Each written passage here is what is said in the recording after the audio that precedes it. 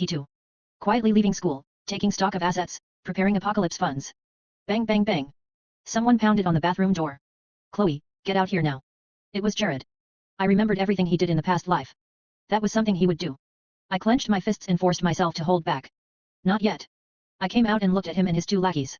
Jared raised his hand and slapped me across the face, then said in a cold voice, so slow. Next time, be faster. Took so long in the shitter, what, did a ghost drag you down? One of his goons sneered. Jared looked at me and laughed, his eyes full of mockery. They said I wasn't afraid, just because my father was a spiritual consultant. My mother died young, and my father raised me alone. I never felt ashamed of his profession. But I always tried to avoid the topic at school. Until my father died.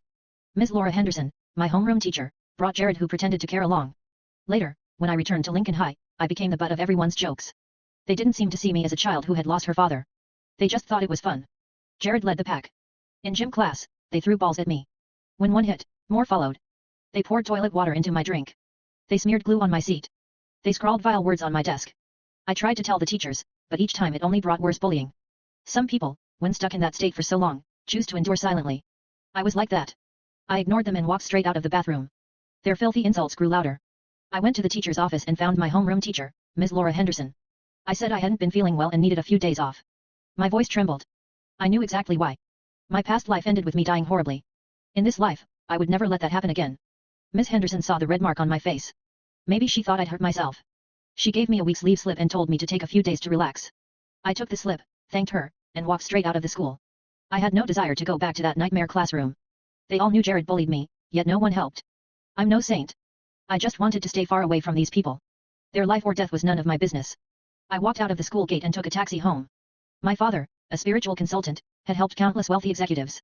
They all had one thing in common, they paid generously. Over the years, my father had saved up a considerable sum for me. I entered the house and took out the 2 bank books he gave me before he died. He told me one was my dowry, saved over the years. The other was a large life insurance policy.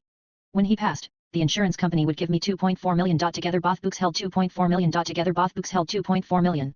At my father's funeral, all kinds of people came to pay their respects. Their careers had been smoother thanks to my father's help. Seeing me alone, they decided together to leave me an education fund.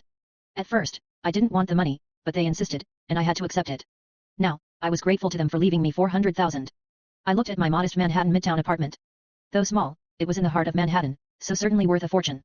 I couldn't stay in the Manhattan apartment. I'd have to sell it and find a new place to live. I quickly contacted a real estate agent and asked them to sell the apartment within 3 days. I didn't mind lowering the price,